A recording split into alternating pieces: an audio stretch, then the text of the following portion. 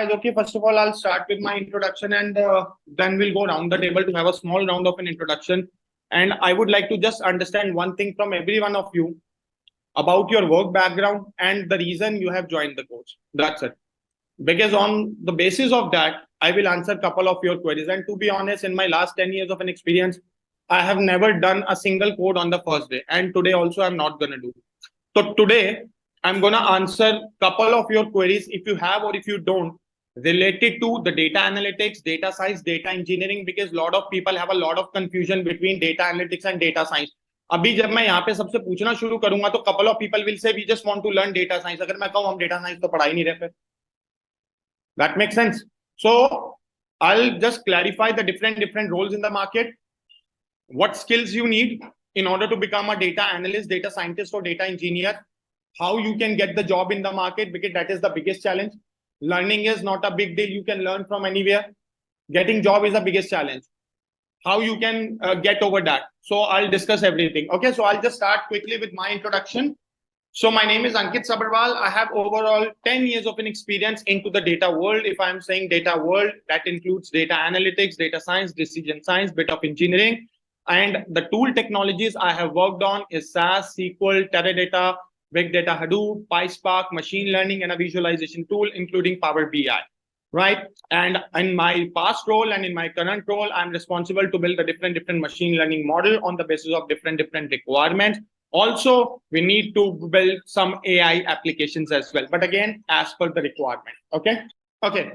So guys, I think this is just a brief short bit background of me, and I have same teaching experience into the same domain of almost 9 years, right? And guys, I think if you heard online and offline, यहाँ पे जितने भी लोग हैं, सबका different experience है, and there is a different reason behind joining the course. I'll call out few. If I understood from this batches, I think couple of you would like to enhance your knowledge on the current role. Couple of you would like to switch your existing role to a new role. Couple of you are just graduates and wanted to start your career into this data field. Some of you could be a case would like to implement these tool technologies on your current role just to automate the job, because I think, as I've said, like in my last 9 years, I've heard couple of people would like to implement the same on their current job as per the requirement, right? So there are different people with the different reasons they are joining the course, right? Now, before I just straight away jump into the content kya hai, what we will going to study for, let's say, next 22, 23 classes and all, I would like to show you, share something with you. I think you can see my screen, right? These are some of the career path might be you can see. Some business intelligence path, analytics consulting path, data science path, data engineering path. और ये बड़े ऐसे common name है यार जो शायद आप if you Google it, you might get to know. अभी आपके कहीं known कोई friends, कोई relative, कोई data analyst होगा, कोई data scientist होगा, कोई data engineer होगा, है ना? या कहीं ना कहीं से might be in your organization as well. You might heard these things very frequently, right? And tool I talk about abhi market mein Python is on top, right? 95% of the market captured by Python, and rest 5-6% if I talk about that's been captured by R, right? And I will also tell you the difference between why people are majorly going for Python, why not R, right? So guys, agar ab main sabse pehle if I start with the basic role, matlab not basic role in the sense role where you require bit of skills, that is into business intelligence. Abhi I think from online or might be from offline, someone said that person is working as a business analyst in American Express. Hope you guys heard, right? And the tool that person is using is on Power BI and SQL, and I'll tell you why. So basically, the role of a business analyst is, and again, it depends on company to company as well. Role, job requirement is almost same. Bit of role and bit of add-ons depends on company to company. कि company की requirement क्या है, company के client क्या है, what sort of a work they need. अभी if I talk from a business analyst point of view, business analyst के लिए you don't need much skills. What you need is first of all Excel and bit of advanced Excel. And I think this is something you are already learning here. अभी ये Tableau और Power BI, these are the two visualized tool in the market, है ना? अभी पहले Tableau था, now these days Power BI is there. Anybody knows like why Power BI is getting bit popularity? अगर आप में से किसी ने पढ़ा या किसी को पता है तो one by one.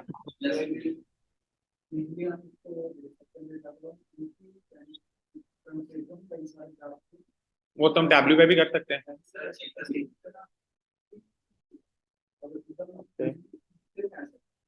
ओके, और एक ऑन अदर रीजन. विजुअलाइजेशंस भी ज्यादा है sir. Okay, fair enough, I think valid answer. और अगर मैं ये बोलूं, जो आपका पावर बीआई है, that is your Microsoft product. So the companies who have taken the Microsoft license are actually using Power BI instead of Tableau. Valid point है, right? तो अभी आपने देखा होगा कि बहुत सी ऑर्गेनाइजेशंस माइक्रोसॉफ्ट का पैकेज ले लेते हैं, है ना. लेट्स से माइक्रोसॉफ्ट का क्लाउड की अगर मैं बात करूं तो माइक्रोसॉफ्ट एज्योर सुना होगा सबने, azure, right.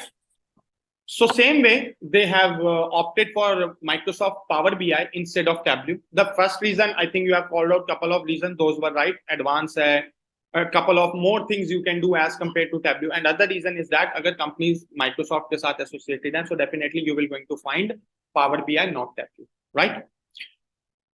Second skill is Power BI, or you can say Tableau. And the third thing is you need SQL. You don't need Python. अभी मैं बताता हूँ क्यों. क्योंकि to be a business analyst, what your job is to either run the existing code, to pull the output, and whatever final output is there, you have to publish the reports. So existing code का मतलब है those are the codes already written by someone in your team, might be the person who has already left the team. So अगर आपके पास ये तीन skills हैं, SQL, Advanced Excel, and Power BI or Tableau, in the market you can go for a business analyst role. These skills you need from a business intelligence point of view, and as a business analyst you don't need to write much of a code. As I have said, existing codes, and might be a case where you need to do some sort of amendments in the existing code and run that. Now if I talk about a data analyst, बड़ा common role है और बहुत commonly frequently सुनने को मिलता है, right? Apart from these skills, you just add Python in that, because Python is there, right? Now if you know these four skills, in the market you can go as a data analyst. अब मैं बताता हूँ data analyst का job profile क्या होता है, data analyst का day to day basis पे काम क्या होता है.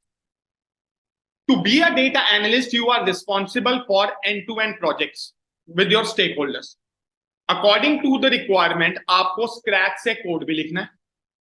अब सबसे पहला पॉइंट आता है कि where you write the code. लोगों का क्वेश्चन आता है, you write it on Python or you write it on SQL. Valid question है. Always remember, SQL is your data extraction tool. So whatever queries, joins you do it to get the data. अब एक छोटा सा point आता है, जब तक मेरे पास फाइनल डेटा ही नहीं होगा, मैं उस पर क्या एनालिसिस करूंगा. लेट्स से आपको सारे बड़े बड़े टूल्स आते हैं, आपके पास डेटा नहीं है, what do you want to do? खाली क्वेरी करोगे? तो एट द एंड सबसे पहला पॉइंट तो इररिस्पेक्ट ऑफ आप डेटा एनालिस्ट हो, बिजनेस एनालिस्ट हो, डेटा साइंटिस्ट हो या डेटा इंजीनियर हो, जब तक आपके पास डेटा नहीं है, you won't be able to do anything. और डेटा साइंटिस्ट का भी 60 to 70% काम आपका डेटा प्रिपरेशन में जाता है, and I will definitely explain you that as well. तो डेटा एनालिस्ट का काम है सबसे पहले you write end to end query to prepare the final output. Once you have the final output, then your job is to pull the insights out of that, create the summary of the data, either in the charts, either in the graphs, either in the Excel, present it to the stakeholder. अब आप कहोगे कि यहाँ पे visualisation का role कहाँ आएगा? Guys, अगर आप एज अ डेटा एनालिस्ट जाते हो या लेट्स से डेटा साइंटिस्ट जाते हो, डू यू रियली थिंक कि ये जो पावर बीआई और टैब्ल्यू है आप डे टू डे बेसिस पे यूज करोगे? आप लोगों का अंडरस्टैंडिंग क्या कहती है? ऐसा क्यों? क्योंकि ये तो जॉब का पार्ट है, आपको तो आइडली यूज करना चाहिए. रिक्वायरमेंट अलग अलग होती है. अब मैं एक रिक्वायरमेंट बताता हूं. मान लो आपने एक प्रोजेक्ट पे काम किया, एक हाइपोथेटिकल एग्जांपल ले लो, आप सेल्स का डेटा पुल करते हो हर मंथ. अभी आपका अक्टूबर आ गया, let's say your stakeholders are asking कि now provide us the September sales data, क्योंकि करंट में तो प्रीवियस का डेटा देंगे ना, करंट का तो दे नहीं सकते. और ऐसे ही जब नवंबर आएगा तो they will ask you for October. अब ये चैलेंज क्या है? चैलेंज है कि आपको हर मंथ ये टास्क करना है. अब आपके पास दो चॉइसेस हैं. जो आपने कोड क्वेरी बनाई है, either run that query every month, pull the output and give it to your stakeholders. अब एक काम हम ये भी कर सकते हैं, why not you just create a final output in a dashboard, either in Tableau or Power BI, self-serve to your stakeholders and give them access and ask them, you can just go to the dashboards and get the data whatever you want, instead of you provide them every month.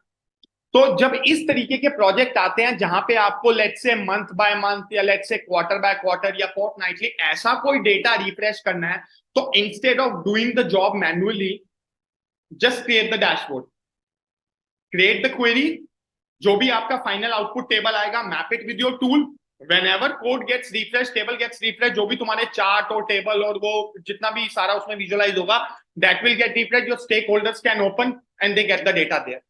वहां पे आपको ज्यादातर डैशबोर्डिंग की जरूरत पड़ती है. अब obviously जिस अकॉर्डिंगली डेटा हमारा बढ़ रहा है, you don't you can say use that Excel dashboard जो पहले हम लोग देखा करते थे, वो एक्सेल में टैब्स में आप लोगों ने वो पिवट्स भी लगाए हैं एंड वहीं पे वो not at all. It's very much advanced. Exactly, according to the data. So your tool should have that much capability that can handle million and at least billion of data. Obviously, आप उसमें million billion तो नहीं डालोगे. You just put the summarized data so that that gets populated into the chart. But still, your tool should be must be with the advanced features. And that I think you guys called out the Power BI is there or let's say Tableau is there. So in that situation, you need Power BI and Tableau. जब आप data analyst के interview के लिए जाओगे, very less chances are there they will ask you any question from Power BI or Tableau. आपको पता है, major focus is on SQL and Python. मेरे पास डे टू डे बेसिस पे इतनी रिक्वायरमेंट आती है, data analyst, business analyst, data scientist. अगर मैं data analyst point of view से बोलूं तो उसमें haven't seen anyone कि जिसने बोला हो कि मेरे से पावर बीआई में ये क्वेश्चन पूछा. Until and unless उस जॉब प्रोफाइल का मेजर फोकस पावर बीआई ना हो या टैब्ल्यू डेवलपर या पावर बीआई डेवलपर ना हो. अगर वो डेवलपर है तो then definitely focus is there. So major focus should be on SQL and Python, क्योंकि यही तो दो प्रोग्रामिंग टूल्स हैं. और आजकल तो इंटरव्यू का पैटर्न भी चेंज हो गया. Like previously they asked you over telephone, अब आजकल आपका जूम पे फेस टू फेस इंटरव्यू होता है. Second thing, they will ask you to open your Jupyter notebook or let's say SQL tool. Why? Because they just want to check your practical knowledge then and there. And skills. Any topic or any question they will give you in a Python or in a SQL. Let's say आपको Python का एक query देंगे and they will ask you to write it while sharing the screen. If you are able to do it, fair enough, they will move ahead. 2 or 3 questions they will judge you. If not, that's it.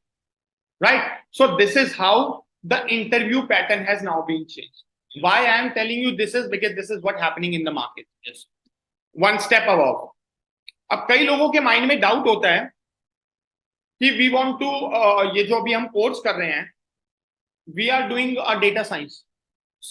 So many people I have heard saying the same thing. My answer here is you are actually doing a part of the data science. You are not doing the data science. Anybody, किसी को अच्छा just randomly check, do you really know what skills anyone needs to become a data scientist? छोटा सा question है वैसे. कभी सुना हो? मैं कोई नॉलेज नहीं चेक कर रहा यार, मैं तो वैसे ही चेक कर रहा हूँ. एनीवन, मैं तो आंसर करूंगा ही. किसको पता है? क्योंकि सुना होगा तभी तो आयो. They need machine learning and the data modeling Okay, और and the Tableau Power BI for visualization नहीं and यार, ETL. ये तो बेसिक्स हो गए ना दोस्त. ये बेसिक्स तो आई ऑलरेडी कॉल्ड आउट. उसके अलावा दुनिया कहाँ पहुंच गई है ये भी तो देखना है. Artificial intelligence, sorry, AI, artificial intelligence. Artificial intelligence. तो डेटा साइंस तो आर्टिफिशियल इंटेलिजेंस के अंदर ही आता है. फिर तुमने तो वो पूरा वो कहते हैं ना एक समुंदर ही कॉल आउट कर दिया. चलो एनीवेज, फेयर इनफ. मैं तो जस्ट रैंडमली चेक कर रहा था. यहाँ पे भी कुछ लोग बोल रहे थे. हाँ जी बोलो. को भी अच्छा, और डीप लर्निंग. अच्छा, एक एक करके. और उसके आगे भी है बहुत कुछ. मशीन लर्निंग आ गया, डीप लर्निंग आ गया. अरे वो तो मशीन लर्निंग से पहले आता है ना. Blockchain. Sir RPA, sorry robotic process analysis. यार, ये तो तुम उधर एआई की तरफ चले गए. चलो कोई नहीं, फिर I'll answer that. ठीक है. So first of all, in case you just want to decide your journey for a data scientist, अभी ये जो 4-5 skills हैं, advanced Excel, Power BI या Tableau, SQL, Python, ये must है. R is not must. I'll tell you why. Basically अगर आप R की बात करोगे ना, आप कभी भी गूगल पे सर्च करना या अगर आपका कोई नोन हो पूछना जो आर यूज करता हूँ, मेजरली आर वो लोग यूज करते हैं जो रिसर्च पे काम करते हैं, स्टैटिस्टिशियन। अगर लेमन टर्म में बोलूं तो स्टैटिस्टिशियंस ज्यादातर आर यूज करते हैं। अगर आपको एक्चुअल में, और मैं ये नहीं कह रहा कि organisations are not, there are very few, reason being is कि जितना वास्ट पाइथन है, एंड आई शो यू कि पाइथन क्या कर सकता है क्या नहीं कर सकता, जितना वास्ट तुम्हारा पाइथन है and the things that you are able to do it with the Python, you can not do it with other platform. Reason being is like from data analytics to data science, from data engineering to web development, right? Everything you can do it on Python. You don't even need any other platform, right? We'll discuss that. So basically अभी data scientist का काम क्या होता है सबसे पहले समझते हैं, क्योंकि यार ये चीजें भी समझनी जरूरी है। रीजन बीइंग इज कि at the end once you will complete the course, अगर उसके बाद आपको यही गाइडलाइंस नहीं पता होंगी कि now where you have to land with the job, then what you want to do, it's completely a waste your 5-6 month जो भी आपने पढ़ा। और लोगों को पता है चैलेंज क्यों आ रहा है जॉब का, वो भी मैं अभी आपको आंसर दूंगा। शायद अगर I will be very honest कि अगर शायद आप लोगों के माइंड में ये चीज है यहाँ पे कि सिर्फ after completing this course from here और फ्रॉम एवरीवेयर एल्स आपको जॉब मिल जाएगी, तो आप बहुत बड़ी गलत फहमी में हो। मैं सीरियसली बोल रहा हूँ। मैं आपको ये भी बताऊंगा कि मार्केट में क्या दिक्कत आ रही है, क्यों लोग आईआईटी और यहाँ से जो आजकल इंस्टीट्यूट ने टाइप करके 1.5-2 लाख के डिप्लोमा करके भी जॉब क्यों नहीं मिल रही। I'll answer you that as well. इतने लोग अभी आते हैं, कई बार मैं लोगों से इंटरेक्ट करता हूँ, वो लोग ये आपका जो गुड़गांव में इतने बड़ा कैंपस है ग्रेट लर्निंग, सुना होगा ना? ग्रेट लेक ग्रेट लर्निंग, 2-2 ढाई लाख रुपए दे आर चार्जिंग, और कुछ भी पढ़ा रहे हैं, एट दी एंड क्या हो रहा है जॉब, राइट? तो ये नाम का ही, और लोग जा भी रहे हैं। आई थिंक ये सबसे बड़ा चैलेंज भी कहूंगा, इंडिया की मार्केट ही ऐसी है, क्या करें हर चीज के अंदर। सबसे पहले कुछ भी नहीं आता तो they start targeting Indian marketing, क्योंकि उनको पता है भाई people are like they blindly follow, right? अभी जरूरी नहीं है ना कि 100 में से वो एक ने राइट पॉइंट पे मारा तो बाकी 99 का भी लगेगा। Just ask that one person how he or she has done, right? So this is what Indian market is. So I will come to that कि why people are facing challenge. तो data science में अभी इन skills के अलावा next step आता है statistics. Not all, first of all not all statistics, only couple of things are there that you need to perform on day to day basis. उसके बाद आता है machine learning, supervise unsupervise. In supervise machine learning आप लोगों ने सुना होगा regression and classification problem. Yes, I'll sir. not gonna discuss that because to be honest that is not a data science class. ये तो मैं सिर्फ आप लोगों को टॉपिक्स गो थ्रू करा रहा हूँ। उसके बाद आपका आता है unsupervise learning which includes your clustering. Next step deep learning, artificial neural network, convolutional neural network, recurrent neural network. तीनों में डिफरेंस क्या है? ANN is the basic one. Convolutional में आपका आता है object detection, computer vision. Object detection समझते हैं हम लोग? कभी नहीं सुना? अगर मैं कहूं सुना है तो सबने सुना और सब डे टू डे बेसिस पे यूज भी करते हैं। और बताओ, मैं एग्जांपल भी, मैं अभी जब एग्जांपल दूंगा तो आप लोगों को कहेगा कि हाँ यार ऑब्जेक्ट डिटेक्ट कैसे होता है। अच्छा, ड्राइव राइड सब करते हैं रोड पे? नहीं, मैं तो सर बहुत लेटेस्ट एग्जांपल दे रहा हूँ, ओला उबर भी छोड़ो, मैं तो भी एक रोड का एग्जांपल अभी दे रहा हूँ। ड्राइव और राइड सब करते हैं, वो जब कैमरा आता है सामने तो हमारी स्पीड कम क्यों हो जाती है कि चलान आ जाएगा, 50 की स्पीड से ऊपर नहीं जाना, ओवर स्पीडिंग करी, कैमरा ने कैप्चर किया, चलान। समझा कभी कि वो डेटा कहाँ जाता है? ये कंप्यूटर विजन का पार्ट है। हेलमेट ट्रैकिंग, बाइक पे ऑब्जेक्ट, हेलमेट नहीं पहना challan, object detection, computer vision. Black mirrors in the car. नहीं, दैट्स नॉट द एग्जांपल। उसके बाद बेसिकली दीज, मैं तो बहुत बेसिक एग्जांपल अभी तो मैं वो बोल रहा हूं कि जो तुम्हारे आसपास हैं, ये कोविड के टाइम पे मास्क डिटेक्शन, ऑब्जेक्ट डिटेक्शन का example, computer vision, this thing comes under your CNN. Next आते हैं RNN, recurrent neural network, text, majorly text. अभी आप लोगों ने सुना होगा, चलो गूगल का एग्जांपल लेते हैं, सबसे बड़ा सर्च इंजन है। जीमेल पे टाइप करते हो, कई बार एक चीज नोट करी है, आगे के वर्ड प्रिडिक्ट कर देता है वो। कैसे करता? मतलब कभी किसी ने सोचा है? अच्छा, अभी आजकल जनरेटिव एआई बड़ी मार्केट में नाम चल रहा है, लोग फिर वो उसके कोर्स कर रहे हैं। एलएलएम, लार्ज लैंग्वेज मॉडल, कैसे काम करता है? ऐसे काम करता है। पता है कैसे प्रिडिक्ट करता है वो? जस्ट एक उसका ओवरऑल प्रोसेस बता रहा हूं, इतना डेप्थ तो मैंने भी नहीं अभी तक पढ़ा। जब कभी भी तुम किसी सेंटेंस को बहुत डे टू डे बेसिस पर फ्रिक्वेंटली यूज करते हो, लेट्स से अगर मैं दिन में 10 बार ये बात बोलूं, I am going to play football, I am going to play football, I am going to play football, blah blah, ठीक है। एक मॉडल में मेरा डेटा आया, प्रोबेबिलिटी के बेसिस पे डिसाइड होता है ना, सुना होगा प्रोबेबिलिटी को। 10 में से अगर 9 बार मैं ये बोल रहा हूँ I am going to play football और एक बार मैंने बोल दिया I am going to play tennis, तो मॉडल क्या प्रिडिक्ट करेगा मेरा? Football. On the basis of text, on the basis of data I used in the past, तो पास्ट के डेटा पे तो फ्यूचर का प्रिडिक्ट करेगा ना। This is how it works. वो तभी जैसे कई बार आप अपने व्हाट्सएप पे चैट करते हो, कई बार देखा जैसे कुछ भी लिख लो, आई विल ईट, वो फटाफट आपका नेक्स्ट वर्ड आप just click that and it will give you output. So this is possible through the RNN। जो ये तुम्हारी लैंग्वेज कन्वर्जन होती है, अभी ये गूगल इतनी 100 ऑफ लैंग्वेजेस में कैसे दे रहा है सेम चीज, वो मराठी, गुजराती, मलयाली, और तुम्हारी Mexican language, this is what RNN। अगर कहीं पे टेक्स्ट पे काम है, if it is about text into deep learning, that is into RNN। ये डिफरेंशिएशन है तीनों का। ये मैंने तुम्हें सिर्फ एक ओवरऑल ऊपर से बताया है, सो दैट गोइंग फॉरवर्ड अगर कल को कभी तुमसे कोई पूछता है तो यू शुड नो कि अच्छा डीप लर्निंग में आता क्या है। अब उसके बाद बात करते हैं MLOps और DevOps की। अब आजकल मार्केट में पैटर्न पता है कैसे चेंज हो गया? मैं तुम्हें एक छोटा सा और एग्जांपल देता हूं।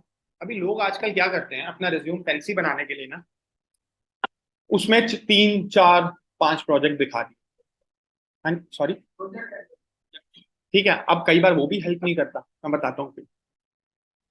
अब मान लो तुमने 5 मशीन लर्निंग के प्रोजेक्ट ऐड कर दिए, और मैं ये नहीं कह रहा नहीं आते, person knows each and everything in and out of project. Let's say I M N interviewer. अब अगर मैं तुमसे ये क्वेश्चन करूं, सिंपल क्वेश्चन, आपने मेरे को ये तो बता दिया कि आपने अपनी ऑर्गेनाइजेशन में 5 प्रोजेक्ट्स पे काम किया है। अगर मैं आपसे ये पूछूं कि उनमें से प्रोडक्शनाइज कितने हुए हैं, इंप्लीमेंट कितने हुए हैं, फिर क्या आंसर होगा? कई लोगों का आंसर होता है 0। तो फिर मुझे क्या करना, आप अपनी कंपनी में डे टू डे बेसिस पे आप 5, 6, 7 प्रोजेक्ट काम किया, वो आपकी एक लर्निंग थी, लेकिन उसका बेनिफिट क्या है? वो इम्प्लीमेंट, नॉट प्रैक्टिकल की वो एक्चुअल में इम्प्लीमेंट हुआ या नहीं, from a cost purpose point of view. अभी मान लो तुमने यहाँ पे एक वर्कआउट निकाला, मैं छोटा सा एग्जांपल की, इस चीज को इतना करने से इतनी कॉस्ट बचेगी, एक्चुअल में वो इम्प्लीमेंट हुआ नहीं हुआ ना, तो वो तो एक आइडिया का आइडिया रह गया। तो पॉइंट इज डिप्लॉयमेंट। अब डेटा साइंस के अंदर अगर आपका मॉडल डिप्लॉय हुआ है तो trust me guys, you are in a win win situation. एक प्रोजेक्ट दिखाओ और अगर वो एक डिप्लॉय है तो वो तुम्हारा उस 5 के बराबर है। मेरी नॉलेज ऐसे कहती है, मेरा एक्सपीरियंस ऐसा कहता है, क्योंकि मैंने इंटरव्यू दिए भी हैं, लिए भी हैं। तो मार्केट में वो सीधा पूछते हैं, चलो आपने प्रोजेक्ट बता दिया, अभी क्या है, आपने 4 प्रोजेक्ट दिए, वो आपको ये बोलेंगे just pick 1 project, explain end to end. अब आपको वो project end to end explain करना है, not from technical point of view, from a business point of view, from the data point of view. वो आपसे डेटा में ये भी पूछेंगे कि इसमें कैटेगरिकल वेरिएबल कितने हैं, न्यूमेरिकल वेरिएबल कितने हैं, आपने इसमें फीचर इंजीनियरिंग करी कि नहीं करी। और ये डेटा एनालिटिक्स पे भी वैलिड होता है। फीचर इंजीनियरिंग का मतलब क्या होता है? विद द एग्जिस्टिंग फीचर आपने कोई नया फीचर बनाया, मान लो मैंने डेट और टाइम को मिला के डेट टाइम फीचर बना दिया, फीचर इंजीनियरिंग है। तो एग्जांपल दे रहा हूँ, एक वेरिएबल पे वो डेसिमल में था, उसकी कॉस्टिंग निकाली, मैंने फीचर इंजीनियरिंग करी। Have you done such thing? This type of question, आपके डेटा में मिसिंग वैल्यूज थी, आपने कैसे ट्रीट किया? आपके डेटा में आउटलायर्स से आपने कैसे ट्रीट किया? आपने डेटा कैसे क्लीन किया? कई लोग यहीं फंस जाते हैं, किसी को यही नहीं पता होता मैंने डेटा में कैटेगरिकल कितने थे, न्यूमेरिकल, उन्होंने डेटा उठाया, प्रोजेक्ट किया, दे दिया, फंस गया वहीं। और साफ पता लग जाता है कि that you have used someone else, we will sorry don't interrupt me, I will answer your query after that. तो मतलब वहां पे वहीं पता चल जाता है देन एंड देयर कि you have used someone else project. इसमें कोई प्रॉब्लम नहीं है, do that, use that, but you should know end to end, just to make sure that you have done that project, not someone else. Does this make sense? जो मैं ये बातें बोल रहा हूँ, ये अभी कहानी तो लग रहा होगा, बट ये एक्चुअल में रियलिटी है यार। और अभी मैं ये भी बताऊंगा कि तुम अपने एक्सपीरियंस में से कैसे एक्सपीरियंस कन्वर्ट कर सकते हो, शायद वो तुम्हें काम की बात लगे। नाउ अपार्ट फ्रॉम डिप्लॉयमेंट, अभी आजकल मार्केट में MLOps, DevOps सुना है किसी ने? मशीन लर्निंग ऑपरेशन, DevOps सुना है? ओके। मॉडल बनाओगे, उसको रखोगे कहाँ? घर में? ऑब्वियसली नहीं यार, उसको मेंटेन भी तो करेंगे। कैसे करेंगे? That is through the pipelines. हर एक कोड की पाइपलाइन बनाते हैं to maintain that model. That part comes, जहां पे मॉडल मेंटेनेंस की बात आती है, वो तुम्हारा MLOps DevOps में। मॉडल बनाया, उसको मेंटेन करना है, उसको डिप्लॉय करना है। ये जर्नी है डेटा साइंटिस्ट की, डेटा इंजीनियर की।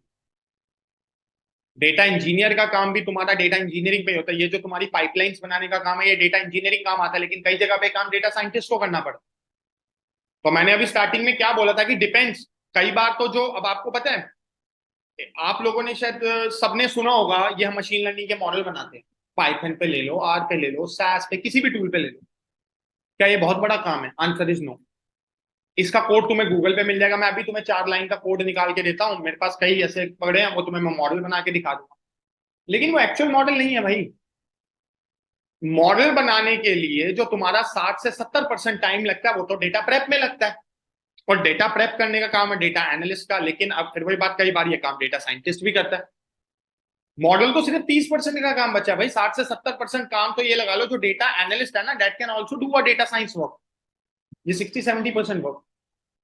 क्योंकि मैंने क्या बोला था, जब तक डेटा ही नहीं होगा तो मैं क्या करूंगा ना, मैं एनालिसिस कर सकता हूं, even I can not build a model. तो 60-70% जब तक तुम्हारा फाइनल डेटा नहीं रेडी हो जाता, after cleaning, after missing values, after outlier, after only limited features, तब तक आप उसको फाइनल डेटा नहीं कहते, तो उसमें सबसे ज्यादा टाइम लगता है। Getting my point? So this is 60-70% work done, can be done by data analyst or can be done by data scientist, and sometimes can be done by data engineer. Got the point? Okay. Now अब बात करते हैं कि market में job कैसे लें। और ये सबसे बड़ा क्वेश्चन भी है, चैलेंज है। हो सकता है आप लोग मेरे से बाद में पूछते हैं, या हो सकता है कई लोगों को अभी कुछ हद तक आप लोगों का आंसर मिल जाएगा। If not then I am happy to answer after once I stop talking.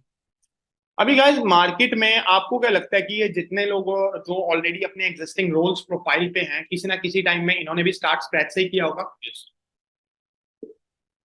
अच्छा, आप में से मुझे कोई बताएगा किसी भी रोल के लिए इंडियन मार्केट का, कंपनीज का क्या पैटर्न है? आपको क्या लगता है कैसे हायर करते हैं?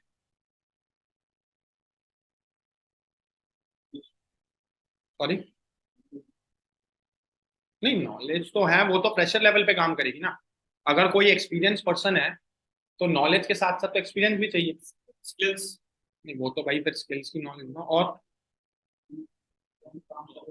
एक्सपीरियंस भाई देखो, वो तो आप प्रेजेंट करोगे। If you are not able to present then how you get selected? No, relevant experience question आता है, रेलेवेंट एक्सपीरियंस। अब यहाँ पे आप लोग 90% जो जनता है, ये सारी एक्सपीरियंस होल्डर है किसी ना किसी डोमेन में। अभी कोई आई थिंक कोई मैकेनिकल में होगा, कोई टेक्निकल में होगा, कोई बैकएंड में होगा, है ना। जैसे आप लोग में से कुछ बिजनेस एनालिस्ट, उन्होंने कहा वो रिपोर्टिंग में है। अभी कोई 18 ईयर्स का उनका मैकेनिकल का था आई थिंक बैकग्राउंड। अभी सब लोग चाहते तो पढ़ के कब का स्विच कर देते, एक्सपीरियंस कम थोड़ी है। लेकिन पॉइंट इसकी क्या चैलेंज आता है? तो चैलेंज आता है कि कंपनी कहती है मुझे दिखाओ रेलेवेंट एक्सपीरियंस, वो सबके पास है। How we can do that? Sir जैसे कि इसमें मेरा क्वेश्चन है, अभी जैसे कि मैं एज अ डिजिटल मार्केटर हूँ, कल को अगर मैं भी इंटरव्यू देने जाती तो मैं एज अ फ्रेशर कंसीडर की जाऊंगी इन दी दिस इंडस्ट्री?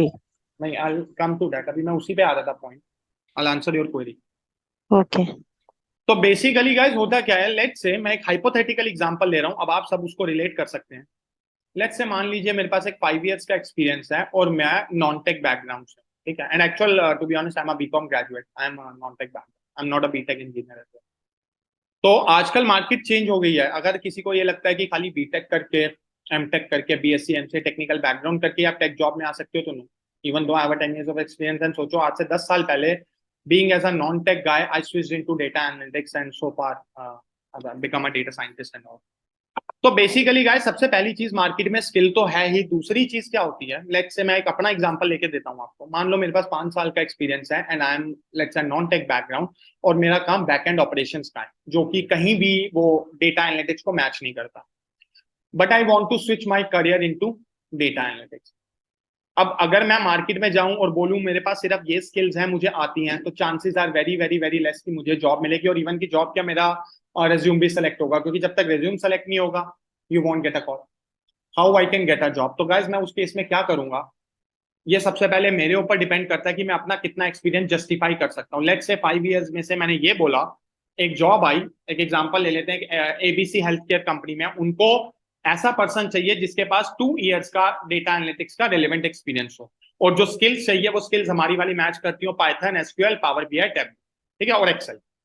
मैंने उस केस में क्या किया, मैंने 3 साल में से अपना रिज्यूम ऐसे मॉडिफाई किया, उसमें मैंने ये दिखाया कि for the last 2 years in the same जिस कंपनी में मैं काम कर रहा हूं, I am working as a data analyst. ठीक है। अब क्वेश्चन आता है कि कई लोगों के माइंड में ये सबसे पहला क्वेश्चन आता है उस वेरिफिकेशन। तो आप लोगों ने कभी सोचा है कि जब वेरिफिकेशन होती है, वेरिफिकेशन में आपकी टीम वेरिफिकेशन नहीं होती, आपके एचआर वेरिफिकेशन होती है, जिसमें सिर्फ सबसे पहला पॉइंट ये चेक होता है कि इस एंड सच डेट से क्या whether he or she was working in the company or not, that's it. Second thing, आप अपनी टीम में क्या काम कर रहे हो, किस टूल पे काम कर रहे हो, आप जो बाहर जाके बताओगे सामने वाला वही बिलीव करेगा। एग्री? एक minute, can I finish first? Third thing, बात आती है प्रोजेक्ट की।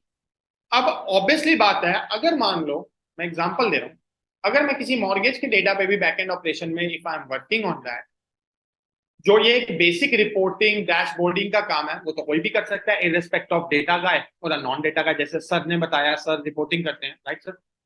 तो अब अगर सर मार्केट में जाके ये बोले कि मैं पाइथन पे पूरी क्वेरी करके या सीक्वल पे क्वेरी करके end to end power BI Tableau पे डैशबोर्ड बनाता था, it is able to justify himself, तो won't he get selected? He get selected. Data, अपनी टीम में जिस डेटा पे वो काम कर रहे हैं वो उनको अच्छे से पता है। एग्जाम्पल, वो क्रेडिट कार्ड डोमेन में है, उनको क्रेडिट कार्ड के टर्म्स पता है। देखो, बिजनेस नॉलेज तो आपको ही पता होगी ना जिस डोमेन में आप काम कर रहे हो। अगर कोई क्रेडिट कार्ड डोमेन में है तो आपको पता होना चाहिए ना कि क्रेडिट कार्ड में रिवॉल्वर, डिफॉल्टर या एग्जांपल ये किसको कहते हैं, किसकी पेमेंट मिस हुई। आप चाहो तो पूरे का पूरा मशीन लर्निंग मॉडल बना के दिखा सकते हो अपने डोमेन का। आपको पता है कितने सारे यूज केसेस ऑनलाइन भी पड़े हैं, और वो एक्चुअल यूज केस ऐसे हैं जो कंपटीशन पर्पस से, जैसे कैगल और साइट पे तो है ही है, लेकिन आप उनको अपने रियल डोमेन से रिलेट कर सकते हो, क्योंकि जरूरी थोड़ी है कि क्रेडिट कार्ड का डेटा कंपटीशन में यूज होगा। भाई अगर मैं एक बैंकर हूं, जैसे सर एचएसबीसी के साथ काम करते हैं, तो ही इज अ बैंकर, तो क्या वो क्रेडिट कार्ड के डेटा पे काम नहीं कर सकते? Can't he build a machine learning model on credit card? He can. उनको सिर्फ अपने डोमेन, जो वो डे टू डे बेसिस पे जिस डेटा से ही इज प्लेइंग अराउंड, उनको सिर्फ उसको तो ऐड करना है उसमें, और क्या करना है। अच्छा खासा यूज केस बना सकते हैं। और डेटा एक आज के टाइम में ऐसी चीज है जो कहां नहीं यूज होती, आप मुझे बताओ। हेल्थ केयर से लेके, टेक्नोलॉजी से लेके, बैंकिंग से लेके, फाइनेंस से लेके, आपके एग्रीकल्चर से लेके, कहां यूज नहीं होती बताओ? सब जगह यूज होती है ना। अगर आपने कोई ऐसा यूज केस किया है जो आपने इंप्लीमेंट किया है, आप क्यों नहीं दिखा सकते? आप सब दिखा सकते।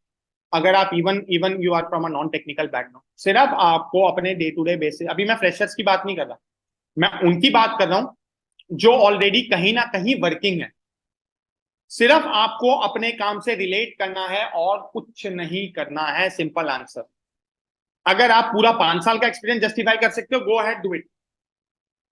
सीरियसली, कोई ऐसा नहीं है कि वो 5 साल में आपसे पीएचडी के क्वेश्चन पूछेंगे। आपका रिज्यूम ही डिस्कस होगा। अगर रिज्यूम में 2 प्रोजेक्ट दिखाए हैं तो वो आपको बोलेंगे pick any of the project and discuss. उसके बाद वो आपसे टेक्निकल क्वेश्चन करेंगे। अगर आप 10 साल दिखाओगे तो भी वो यही पूछेंगे। फर्क सिर्फ इतना है कि 10 साल में उनको ये लगना चाहिए कि भाई आपकी बिजनेस नॉलेज, बिजनेस सेंस किस लेवल पे है। अगर वो आपको कुछ सिनेरियोज दें, how you will be able to help them, right? अगर मैंने कुछ गलत बोला तो बोलो। अगर आपको लगता है कि नहीं ये बात रिलेवेंट नहीं है या ऐसा नहीं हो सकता तो बताओ, मतलब I am happy to answer that. अब जो ग्रेजुएट हैं, अभी I think one girl said she has completed her graduation. अब यार एक सिंपल सी बात है, जिस जो अभी ग्रेजुएशन फाइनल ईयर में है, कर रहा है या आपने कंप्लीट किया, obviously you don't have an experience, भाई आप ग्रेजुएट हो। ग्रेजुएट्स के केस में एक्सपीरियंस डजंट मैटर, क्योंकि भाई ग्रेजुएट कहां से एक्सपीरियंस लाएगा, राइट? आपके केस में जो भी ग्रेजुएट हैं, आपके केस में मैं आपको हेल्पफुल चीजें बताता हूं, ध्यान से सुनिएगा। और ये वाली कुछ चीजें एक्सपीरियंस होल्डर्स पे भी काम करती हैं, ध्यान से सुनिएगा फॉर द नेक्स्ट 5 मिनट्स।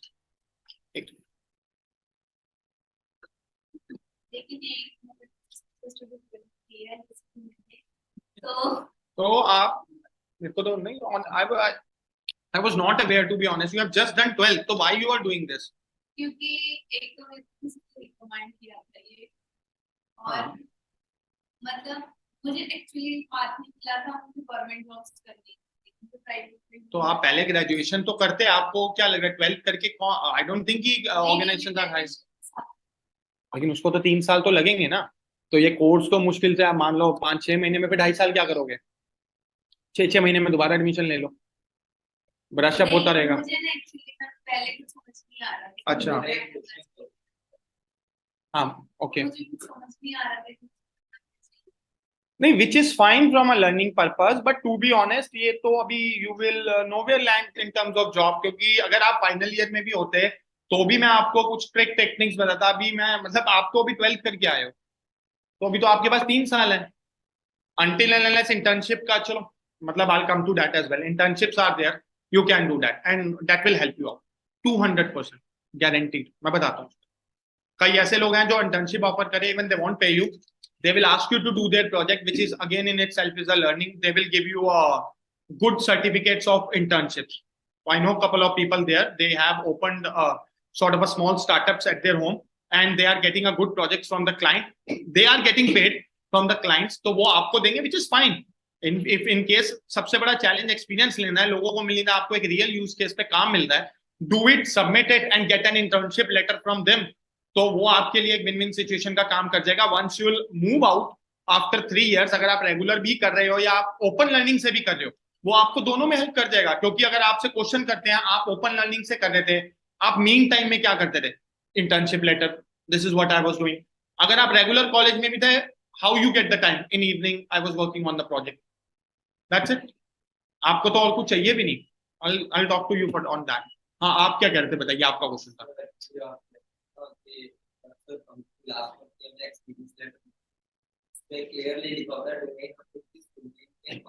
ठीक है. तो हम उसको कैसे चेंज कर सकते हैं, कैसे रिलेट करना? मेरा जो लास्ट एक्सपीरियंस है वो एज अ ग्राफिक डिजाइनर, क्योंकि साफ साफ लिखा हुआ है कि कंपनी में इसने 7 साल तक ग्राफिक डिजाइन का. ठीक है.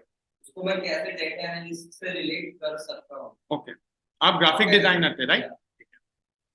बेसिकली आप लास्ट 7 ईयर से एज अ ग्राफिक डिजाइनर काम कर रहे थे, तो लास्ट 7 ईयर से आप सेम ही काम कर रहे थे, आपने कुछ चेंज नहीं किया काम में? Sir at some point company need Excel expert, तो मुझे उससे एक्सेल पे भी वर्क कराया था. एक्सेल पे क्या काम किया था आपने, मैं पूछ रहा हूँ. या डेटा स्टोरिंग, बिल्डिंग एंड तो ये काम अभी मैंने जो 5 मिनट पहले एक बात बोली थी उनके रिपोर्टिंग वाले पॉइंट पे, जो काम आपने एक्सेल पे किया था, एक्सेल पे भी तो फॉर्मूले लगाए होंगे ना, कुछ पिवट बनाया होगा, कुछ थोड़े बहुत ग्राफ बनाए होंगे, ठीक है?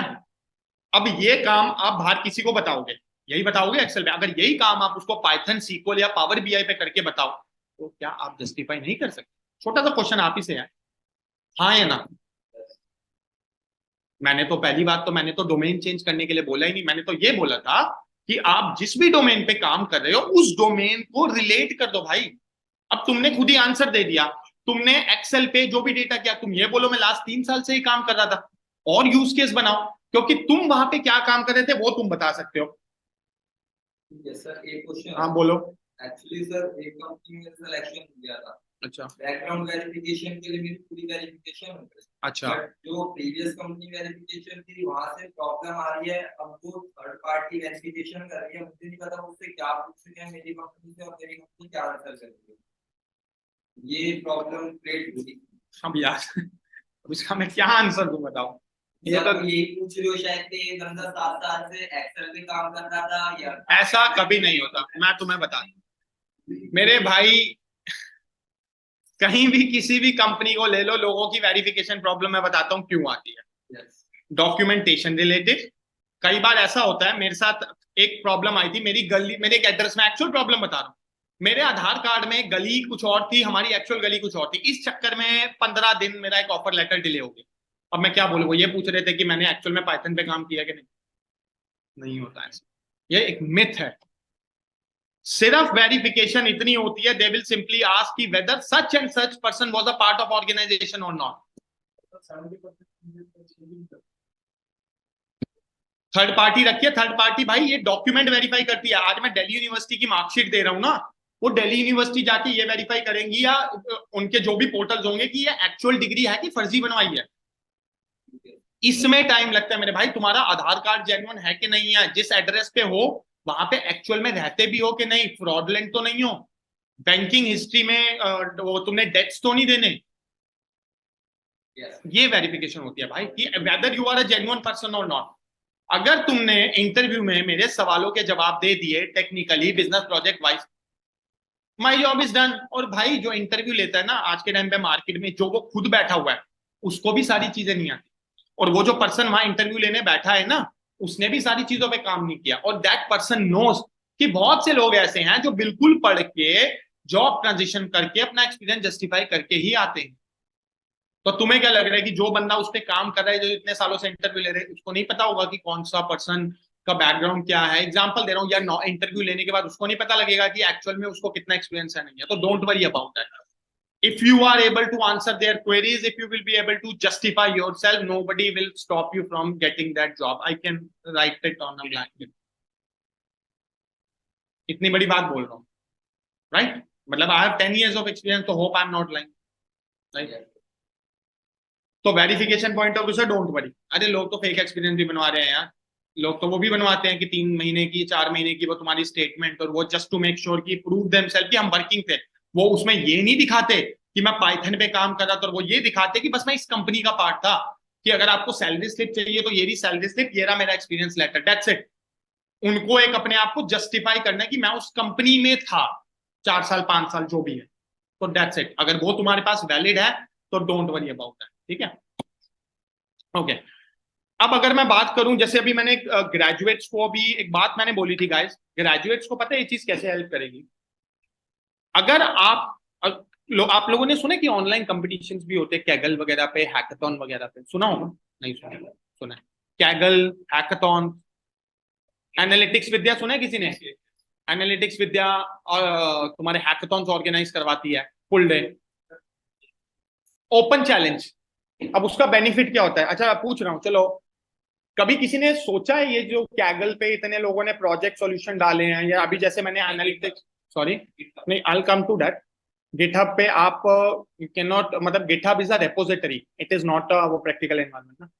तो बेसिकली जैसे एनालिटिक्स विद्या हो गया, ये कैगल हो गया, जो तुम्हारी कंपटीशन साइट्स हैं और भी हैं, कभी किसी ने, सॉरी कई सारी है, मैं कहता हूँ 100 में नहीं, अगर आप गूगल करोगे तो कभी किसी ने सोचा है कि जब उसमें कंपटीशन होता है तो उसका एक्चुअल बेनिफिट क्या होता है? वो विनिंग अमाउंट को छोड़ के, वो मत बोलना कि वो इतने पैसे मिलते हैं, किसी ने सोचा है? एम्प्लॉयर्स होते हैं वहां पे, आपको पता है, ये जो फर्स्ट सेकंड थर्ड या जो भी तुम अपना सॉल्यूशन सबमिट करते हो ना, एम्प्लॉयर्स कैन रिव्यू। कभी जब हैकाथॉन तुम्हारे लॉन्च होते हैं, कभी किसी ने देखा नीचे लिखा होता है पावर्ड बाय TCS, या वो 10 15 20 कंपनीज के नाम आते हैं, वो क्यों आते हैं भाई? वो ब्रांडिंग नहीं कर रहे, वो एक्चुअल में they need employees for that specific position. जब आप अपने प्रोजेक्ट सॉल्यूशन सबमिट करते हो, आपकी स्किल सेट, आपका सॉल्यूशन देख के you get a call directly. That's the reason, irrespective of you are fresher or you are experienced holder, take part in the hackathons. You never know when you get a call. Second, अभी जैसे इन sir ने बोला कि GitHub, अब GitHub सुना है किसी ने? पूछ रहा हूँ, नहीं सुना? अच्छा क्या सुना गिटहब के बारे में? यस सर, सुना है। सर सुना है, मैंने भी सुना है। वहाँ पे क्या सुना है? बहुत क्वेरीज जो होते हैं, जैसे कोड वगैरह जो हम सर्च करते हैं वहाँ पे भी सबमिटेड होते हैं, और कई तरह की क्वेरीज हमें वहाँ पे मिलती है as a related to coding. तो अब आपको क्या, आपकी क्या अंडरस्टैंडिंग है गिटहब से? आप क्या कर सकते हो गिटहब में? आप कुछ कर सकते हो? जी सर, जैसे कि अगर मेरी कोई क्वेरी है कि मेरे को ये कोड समझ में नहीं आ रहा है, या अगर मेरे को काम करना है तो उसका कोड मेरे को समझ में नहीं आ रहा, तो उसका सॉल्यूशन जैसे वहां पे होता है, कई लोग क्वेरी डालते हैं, कोई लोग सॉल्यूशन आप डालते हैं, कैसे तो बेनिफिट हो सकते हो? वो तो आप सॉल्यूशन निकाल रहे हो, आप दूसरों को कैसे बेनिफिट कर सकते हो गिटहब से? सर अपना हम, अगर हमने कोई, जैसे कि हम अपना सॉल्यूशन डाल सकते हैं वहां पे जाके। Exactly right. So now I answer on top of that. आपको पता है गिटहब रेपोजिटरी, अभी कई बार कोई भी टेक्निकल चैलेंज आता है, गूगल करते हो solution of this that, GitHub repositories के लोगों ने अपनी रेपोजिटरीज पब्लिक करी हुई है। पब्लिक करने का मतलब होता है, मान लो मैंने कोई भी कोड लिखा, मेरे को सॉल्यूशन चाहिए, एंड टू एंड प्रोजेक्ट चाहिए, किसी की भी गिटहब रेपोजिटरी पे जाओ, वहां पे उसने एंड टू एंड प्रोजेक्ट डाला होगा, including data, including solution, including उसका डॉक्यूमेंटेशन कि ये प्रोजेक्ट क्या था, क्यों किया, इसका क्या आउटकम आया। जैसे आप लोग एक दूसरे को लिंक्डइन पे, इंस्टा पे या फेसबुक पे फॉलो करते हो ना, गिटहब पे लोग फॉलो करते हैं रेपोजिटरीज को। सबसे ज्यादा रेपोजिटरी जिसको लोग फॉलो करते हैं, that repository get highlighted, star मिलते हैं उनको, and employers are there, right? तो from there as well you get a chance to get selected. LinkedIn है, आपने एक प्रोजेक्ट किया, भले ही वो पावर बीआई का क्यों ना हो, मैं इतनी बड़ी बात बोल रहा हूँ, एक पावर बीआई का छोटा सा डैशबोर्ड ही क्यों ना हो, उसकी 2-2.5 मिनट की वीडियो बनाओ, उसको लिंक्डइन पे डाल दो। ये तो कर ही सकते हैं सब, स्मार्टफोन सबके पास है, कैमरा सबके पास है। अपने प्रोजेक्ट की 2-2.5 मिनट की वीडियो बनानी है, उसमें अपना प्रोजेक्ट आ रहा है, डैशबोर्ड में मैंने ये किया ये किया ये किया, इसका सोल्यूशन है, डाल दो लिंक्डइन पे। 10 लाइक, 15 लाइक, 20 लाइक आएंगे, व्यूअर्स देखेंगे, बहुत लोग सेलेक्ट होते हैं। तो वो टाइम चला गया। ये एक टाइम होता था कि हम जॉब के लिए पहले रिज्यूम भेज रहे हैं, वो वहां से एचआर कॉल कर रहा है, फिर वो स्क्रीनिंग। भाई बहुत टेक्नोलॉजी एडवांस, सबको पता है ना, हम बाकी चीजों में भी तो टेक्नोलॉजी यूज करते हैं। This is the best use of technology. Next thing, how you make sure your resume get selected. आपके रिज्यूम में कीवर्ड्स होने चाहिए, प्रोजेक्ट तो होने ही चाहिए, अभी प्रोजेक्ट के अलावा कीवर्ड्स होने चाहिए। एग्जाम्पल, अभी क्या होता है, मान लो तुम नौकरी या, अच्छा चलो एक छोटा सा क्वेश्चन करते हैं, वैसे ही टेक्निकल नहीं है वैसे ये क्वेश्चन। अगर तुम लोग नौकरी या times.com में जॉब करते हैं, तो how you can make sure कि भाई जो एम्प्लॉयर्स के लिए तुम काम कर रहे हो, एम्प्लॉयर्स के लिए काम कर रहे हो ना, कैसे उनको रिलेवेंट जॉब के रिज्यूम दोगे? सारे उठा के दे दोगे? कैसे उठाओगे? कोई एग्जांपल लो। अच्छा चलो एक आंसर ये हो For गया। example, they are looking for a job in finance. Okay, Then they will select the terminologies related to that. किया ना रेलेवेंट। तो वैसे ही जो तुम्हारे, राइट, तो वैसे ही तुम्हारे जो डेटा एनालिटिक्स की जॉब्स हैं, उसमें तुम्हारे कीवर्ड मैटर करते हैं, जैसे एनालिसिस, रिपोर्टिंग। अब लोग पाइथन के मॉड्यूल डाल लेते हैं, पांडास, नमपाई डाल सकते हो, ये कीवर्ड है। Scikit learn, RNN, ANN, handling complex task, machine learning, deep learning, ये कीवर्ड्स होते हैं। That should be there in their resume. लोगों को कॉल नहीं आती, people are worrying like why we are not getting called, that's the reason. They don't have a resume appropriate, or they don't have a keywords that should be there. Guys, तो ये सारी जो छोटी छोटी जो मैंने चीजें बताई हैं, ये जॉब से ही रिलेटेड हैं। If you are learning, तो learning is not enough these days. How you just make sure कि you can just use your learning in order to get the job. These are the things. Resume, keyword, project, ये जो मैंने videos वाली बात करी। आपको पता है रिज्यूम में लोग अब अपना लिंक्डइन का लिंक और गिटहब का लिंक डालते हैं, क्योंकि एम्प्लॉयर्स गिटहब रेपोजिटरी चेक करते हैं। सोचो कहां तक पहुंच गए। पहले तो एक रिज्यूम निकलता था जिसमें तुम्हारी डिटेल सही है कि नहीं, अब तो लिंक्डइन का लिंक और तुम्हारे गिटहब का लिंक मांगते हैं, पता है? हाँ sorry, Yes, sir. I have also used the GitHub and LinkedIn link in the resume. Okay, no that's great, that's fair enough, that's great. हाँ जी सर, मैं बताता हूँ रेपोजिटरी। गिटहब आपका एक वेब पोर्टल है, गिटहब, GIT, गिटहब, राइट। तो आपका वो एक पोर्टल है, वेब पोर्टल है, जिसपे आप, जैसे आप नॉर्मल रजिस्ट्रेशन करते हैं, आप रजिस्ट्रेशन करेंगे। जब आप रजिस्ट्रेशन करेंगे तो गिटहब आपको एक वर्क स्पेस दे रहा है, वहीं पे आप, अच्छा रेपोजिटरी बोल तो फोल्डर, चलो और लेमेंट, आप वहां पे अपने प्रोजेक्ट के फोल्डर्स बनाइए। वहां पे आप, अब उसका गिटहब ये अपने आप में एक टूल है। आपको एक अच्छी चीज मैं बताता हूं, ये जो अभी हमारा लास्ट वाला बैच गया है, इस वाले बैच में मैंने गिटहब API एक मॉड्यूल इंट्रोड्यूस की। तो आपके बैच में भी आप लोगों को गिटहब और API का इंट्रोडक्शन मिलेगा। तो मतलब मैं अभी ओवरव्यू तो दे ही रहा हूं। तो ये मैंने अभी लास्ट बैच से शुरू किया। तो हमारा जो ये वाला अभी मॉड्यूल में आप लोगों को कंटेंट भी दिखाऊंगा कि हम क्या क्या पढ़ेंगे। तो इस वाले बैच में जो आप लोग का बैच है, including this session, total 24 sessions are there. Sorry, इससे पहले वाले बैच में 22 सेशंस वर देयर। उससे पहले तक वाले बैच में मेरे पास 20 सेशंस है, जो कि डेटा एनालिटिक्स से रिलेटेड थे। लेकिन मैंने लास्ट बैच ऑनवर्ड्स API सुना है, एप्लीकेशन प्रोग्रामिंग इंटरफेस, सबने Yes, sir. यूज किया होगा, मैं बता दूं। उसके बाद गिटहब जो अभी हम डिस्कस कर रहे हैं, और स्पार्क सुने, पाइस्पार्क, अपाचे स्पार्क की जो लैंग्वेज है, उसके सेशन इंट्रोड्यूस, जो कि मार्केट में एक्चुअली रिक्वायरमेंट है। अगर इतना भी कर लोगे, मैं इतनी बड़ी बात कह रहा हूँ, ये जो अभी मैं कंटेंट दिखाऊंगा, trust me, you will going to get a good job. Project तो हम करेंगे करेंगे, ये जो मैं स्किल्स की बात बताई है ना, अगर इतना भी कर लोगे तो that is more than enough. ये जो मैंने कंटेंट बनाया है, मैंने अभी लास्ट और तुम्हारे वाले बैच में और चीजें ऐड कर दी हैं, which is a good thing for you. तो सर रेपोजिटरी में होता क्या है, अब मैं आपको इसका एक एक्चुअल यूज भी बताता हूँ। वर्जन कंट्रोलिंग समझते हैं आप? Yes, आपने sir. कोड बनाया, ये सबको ही बता रहा हूं मैं, आपने कोड बनाया, अब उस कोड पे आपने एक हफ्ते बाद फिर कोई चेंजेस किए, जस्ट टू मेक श्योर पुराना वाला ओवरराइड ना हो जाए, आप नया वर्जन बनाएंगे जैसे हम एक्सेल का भी करते हैं। तो सर सबसे पहली बात तो गिटहब पे ये होता है कि आप अपनी वर्जन कंट्रोलिंग भी करते हैं, कि आप अगर अपने कोड्स के मल्टीपल वर्जन्स भी अपलोड करना चाहें तो आप वहां पे, क्योंकि वो सेफ है, अगर आपका सिस्टम भी क्रैश हो जाएगा तो वो आपके वेब पे तो कोई दिक्कत नहीं, आप किसी और सिस्टम पे लॉगिन करके निकाल लेंगे। सेकेंड चीज होती है आप अपने सिस्टम से ही अपलोड कर सकते हैं थ्रू द कमांड्स। लिनक्स की कमांड यूज करिए, लिनक्स की कमांड चलती है एक तरीके से, अगर मैं गलत नहीं कह रहा, will do it. Third thing, आप वहां से पूरे का पूरा कमांड के थ्रू भी और मैनुअली भी किसी की रिपोजिटरी डाउनलोड कर सकते हैं, उसमें जो भी कुछ होगा आप अपने डेस्कटॉप पे मतलब या अपने सिस्टम में यूज कर सकते हैं, और वहां से उसमें चेंजेस करके डायरेक्ट अपलोड भी कर सकते हैं। These are the benefits of using GitHub। मैंने आपको ये बड़े ऊपर लेवल के बताया, वो तो जब हम टेक्निकलिटी पॉइंट से जाएंगे तो विल डू इट। ये मैंने आपको इसका एक एक्चुअल यूज बताया।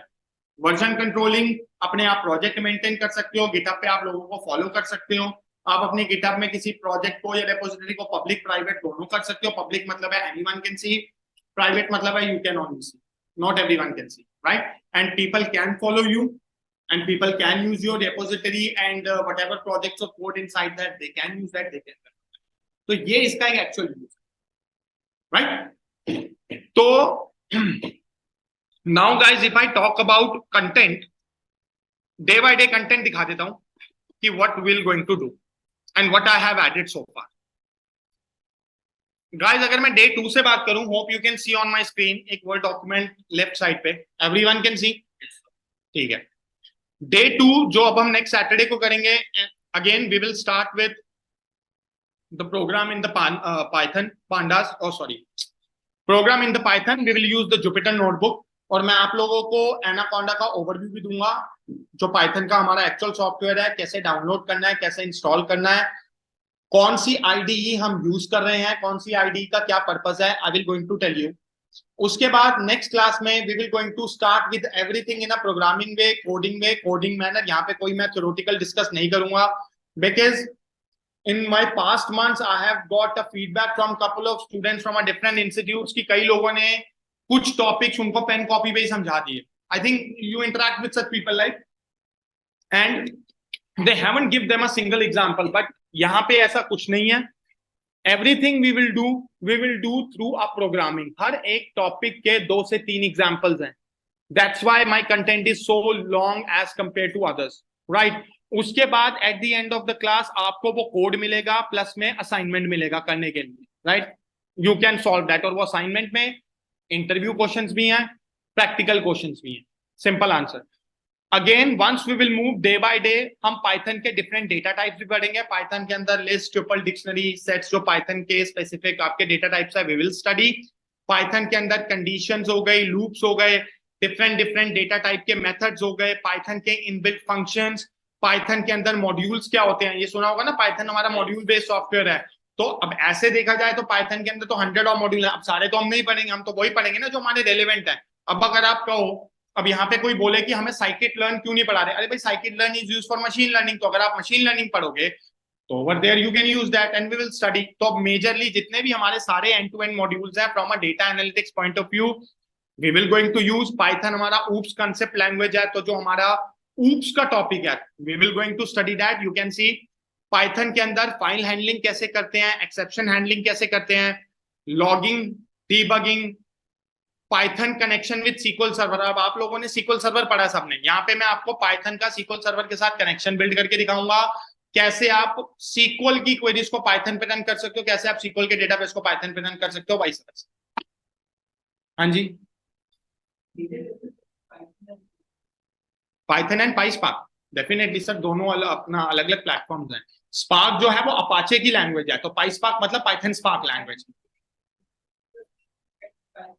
नो बेटा डिफरेंस, पाइस्पार्क का अपना मॉड्यूल भी, अभी जो पाइथन के आपके आईडीज हैं, क्योंकि पाइस्पार्क मैंने डाला ही हुआ है तो आप सीखेंगे भी प्रैक्टिकली। अभी मैं बता देता हूं कि पाइथन के अंदर ही हम मॉड्यूल इंपोर्ट करते हैं, इंपोर्ट पाइस्पार्क करके, और उसमें हम पाइस्पार्क की क्वेरीज करते हैं। 70-80% सर सिंटेक्स मिलता जुलता है, जिसको पाइथन आती है सर वो पाइस्पार्क कर लेगा, ये सिंपल आंसर है। जो 20-30% सिंटेक्स का डिफरेंस है।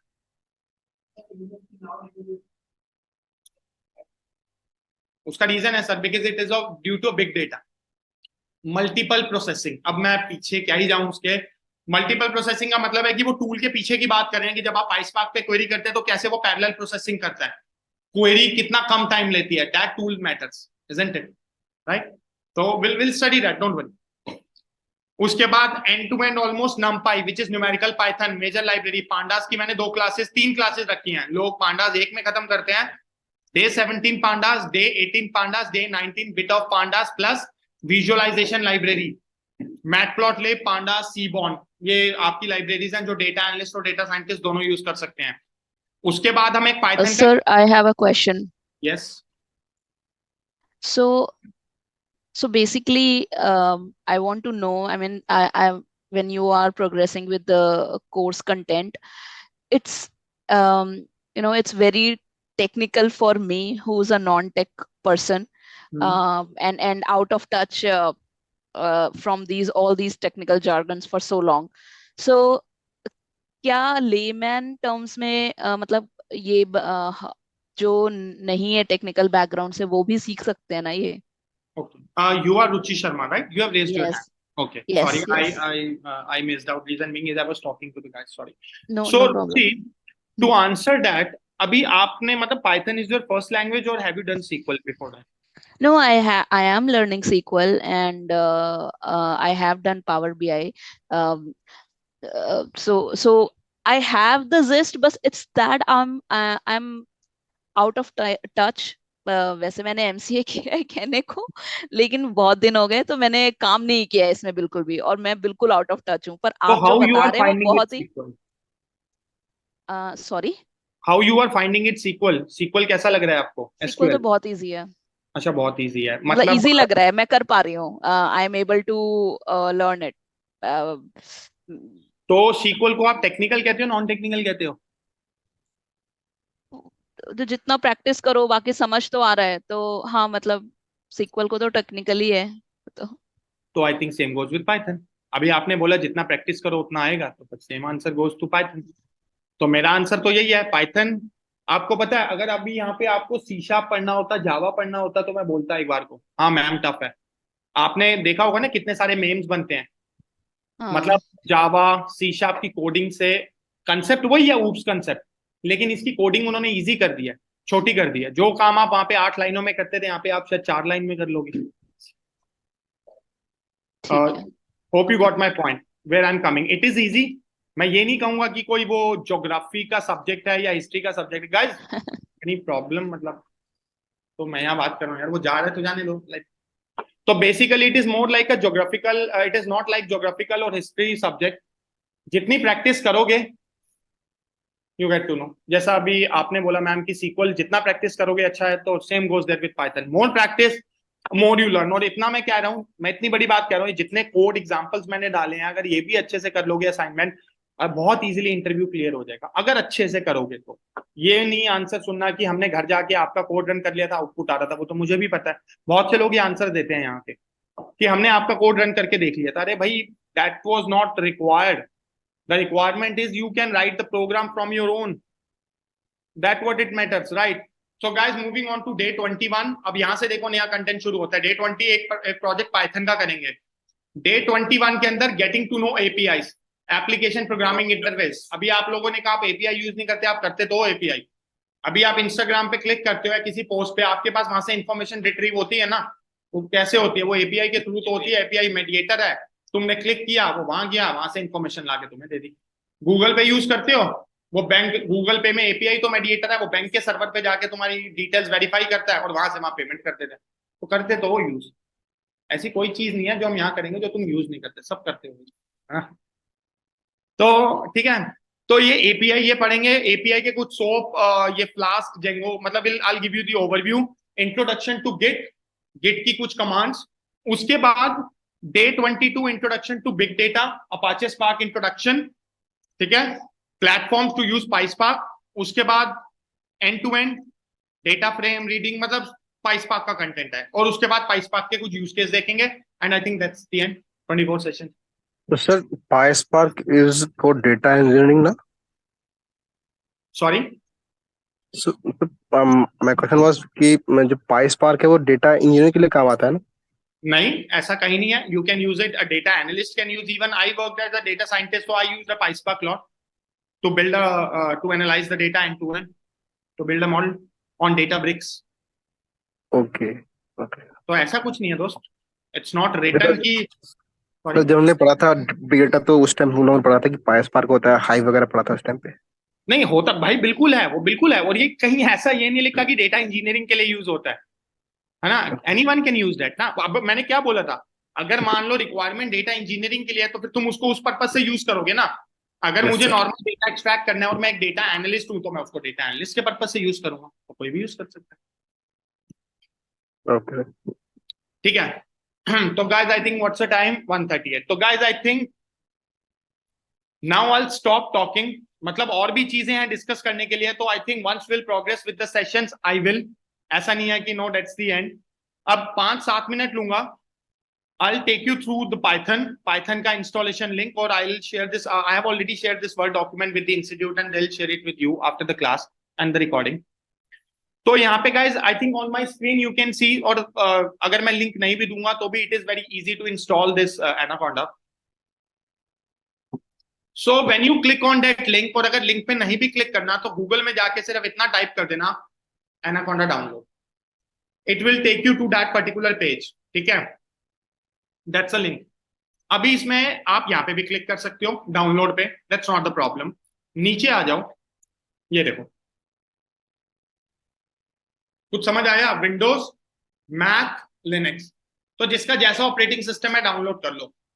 One of the best and easiest installation. अब मैं आपको इसके स्टेप बताता हूं क्या होगा जब आप इसको डाउनलोड करोगे. मैं नहीं कर रहा क्योंकि ऑलरेडी 896, सॉरी मेरा एप्पल का, फिर भी 600 MB की फाइल है. तो जब मैं इस पे क्लिक करूंगा ये डाउनलोडिंग स्टार्ट कर देगा जैसे बाकी सॉफ्टवेयर करते हैं. Wait for this to get done. उसके बाद क्लिक करते हो, यही ऐसे ही तो करते हैं. जब क्लिक करोगे तो विजार्ड ओपन होगा. अब मैं दिखा देता हूँ नेक्स्ट स्टेप क्या होंगे. मैंने एक और लिंक डाला हुआ है, स्टेप बाय स्टेप इंस्टॉलेशन. वैसे मैं बोलता रहा हूँ उसकी जरूरत भी नहीं पड़ेगी क्योंकि कहीं पे तुम्हें कुछ करना ही नहीं है. उसमें टिक टिक टिक टिक टिक नेक्स्ट डन. तो देखो अब जब तुम क्लिक डाउनलोड करोगे तो ऐसे तुम्हारा एक विजार्ड नेक्स्ट ओपन होगा. उस पर तुम्हें क्या करना है, क्लिक नेक्स्ट, आई एग्री जैसे सेलेक्ट करते हैं. उसके बाद वो तुम्हें दो ऑप्शन पूछता है, all user just me. Click on just me लिखा भी हुआ है. Click next. ये डेस्टिनेशन फोल्डर कोई चेंज करने की जरूरत नहीं. अगर भरा हो फोल्डर, कई बार होता है ना एरर आ जाता है कि वो सी ड्राइव में, ये फोल्डर में स्पेस नहीं है, तो देख लेना. तो भी कुछ करने की जरूरत नहीं है. नेक्स्ट, नेक्स्ट, खत्म. कुछ भी नहीं था. मैं कहता हूँ कुछ खुद से करना ही नहीं है, वो ऑलरेडी उसमें बिल्ट इन होंगे. बस सिर्फ वो फॉर मी पे टिक कर देना और next finish, done, software install. अब मैं दिखाता हूं उसके बाद क्या होता है सॉफ्टवेयर के बाद.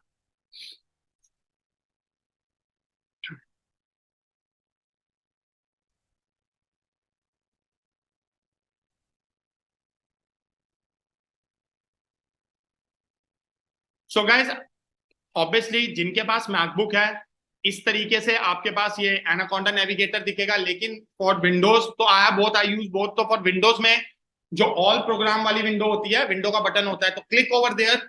उस लिस्ट में ए वाले फोल्डर में एनाकोंडा 64-बिट सॉफ्टवेयर दिखेगा. फोल्डर बनेगा, फोल्डर. जब उस फोल्डर को एक्सपैंड करोगे तो ऐसे एक ग्रीन कलर का एनाकोंडा नेविगेटर दिखेगा और एक मतलब दिखेंगे उसमें जुपिटर नोटबुक भी दिख जाएगी और तुम्हें एक ऐसे एनाकोंडा प्रॉम्प्ट करके ब्लैक स्क्रीन दिखेगी. Anaconda prompt. ठीक है. प्रॉम्प्ट क्या होता है? Prompt is for querying. अभी मैं आपको यहाँ पे ये दिखाता हूँ. पहले मैं एनाकोंडा नेविगेटर दिखा देता हूँ, फिर I will show you the prompt as well. क्योंकि मैक में यार ये थोड़ा सा डिफरेंट चलता है टू बी ऑनेस्ट. मतलब I also a Windows fan, but ठीक है, this is bit faster as compared to Windows, so that's why I use this. It is it won't take much time guys, within a few seconds it gets open. तो अच्छा, जैसे ये terminal देख रहे हो, यहाँ पे टर्मिनल खुला.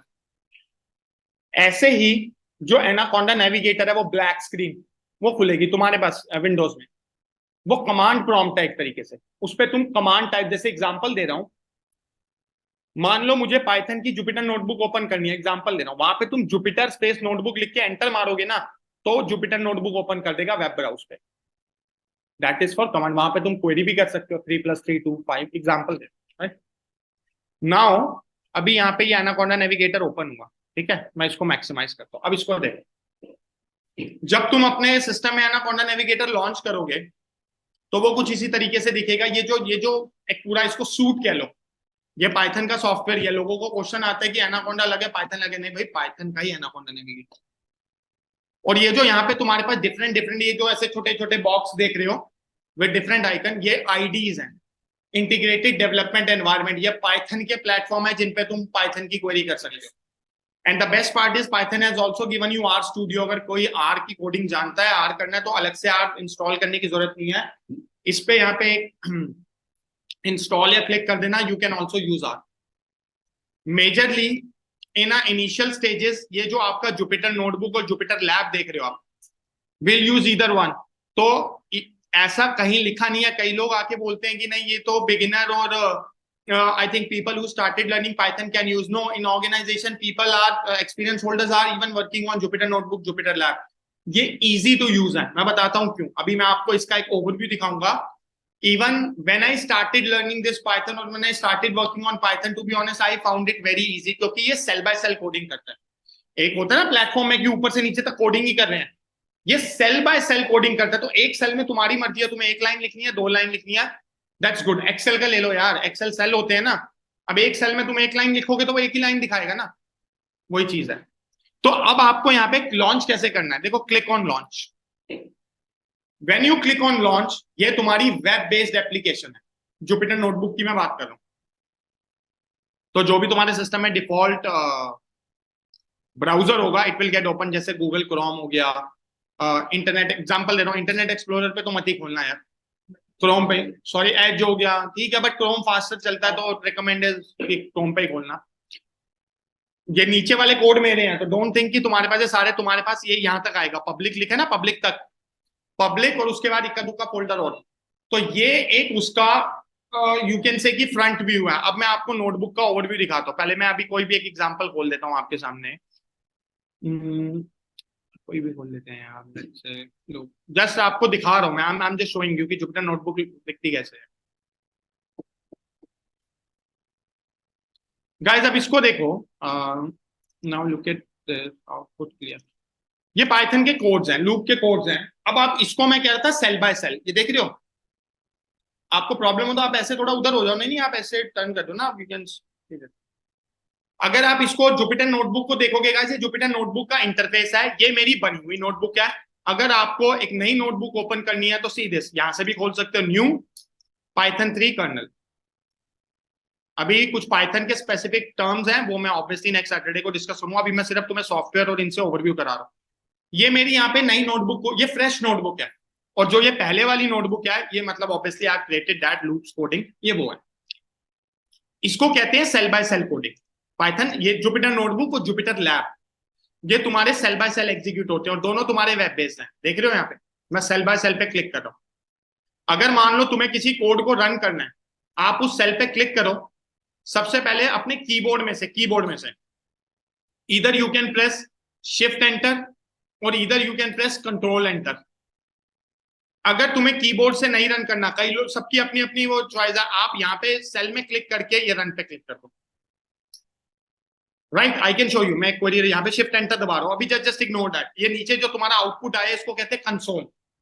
ये जो आउटपुट आया, मैं तुम्हें सिर्फ टर्म्स बता रहा हूँ। अभी मैं यहाँ पे तुम्हें को पाइथन नहीं सिखा रहा, I am just making you guys. नींद आ गई यार, अभी तो आज पहली क्लास भी नहीं खत्म हुई। हाँ जी सर,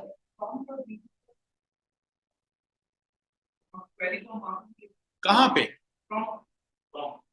मैं आपको बताता हूँ सर। प्रॉम्प्ट एक आपकी ब्लैक स्क्रीन है। अब वो ब्लैक स्क्रीन में आप, you can give few commands, you can install, you can से द लाइब्रेरीज। अगर मैं आपको ये बोलूं कि ये सेम कोड कमांड वहां पे रन करो और इसका आउटपुट देखो, do you really like it? नहीं, मैं जस्ट पूछ रहा हूँ। प्रेजेंटेशन प्लस में sir query, coding point of view, syntax point of view, so many things are there. वहां पे हम कमांड में क्वेरीज कर सकते हैं, लेकिन अभी मैं इतने बड़े लेवल की क्वेरी थोड़ी वहां पे करूँ। That's what I meant. Command prompt का मतलब है क्वेरीज करेंगे हम कर सकते हैं। मैं आपको कुछ एग्जांपल्स भी दिखा दूंगा, बट मैं इस लेवल की क्वेरी नहीं करूंगा ना सर। That's right. तो बेसिकली ये जो आपका यहाँ पे आउटकम आ रहा है ये कंसोल में, दैट इज कॉल्ड कंसोल, जहां पे आप अपना आउटपुट देख सकते हो। अगर आपके पास कोई एरर आता है तो वो भी यहीं आता है। जब हम एरर कमिट करेंगे तो I will show you this as well. उसके बाद इस नोटबुक में एक प्लस पॉइंट ये होता है गाइस, ये देखो मैं अभी फर्स्ट सेल पे हूं, अगर आप कोई भी कमांड लिख के रन करते हो तो ऑटोमेटिकली वो आपको सेकंड सेल पे ले जाएगा। मैंने सिर्फ शिफ्ट एंटर दबाया था, वो सेकंड सेल आ गया। अगर आपको अभी 10 सेल बनाने हैं तो ये प्लस का साइन देखो, इस पे plus plus plus plus plus click click click, you will and up getting this. Third benefit, मान लो मेरा लैपटॉप बंद हो गया, अब सबके माइंड में सबसे पहला क्वेश्चन आएगा कि हमने इसको तो सेव किया ही नहीं। The advantage is this is auto save. आज से 6 महीने के बाद भी, मैं तो इतनी बड़ी बात कह रहा हूं, इवन आफ्टर 6 मंथ और 1 ईयर, अगर अपना लैपटॉप और अपना ये जुपिटर नोटबुक दोबारा खोलोगे, इस नोटबुक का नंबर क्या है ये देखो यहाँ पे पढ़ो राइट में, अनटाइटल 150। ये अनटाइटल 150 इसलिए है क्योंकि मैंने इसको कोई नाम नहीं दिया।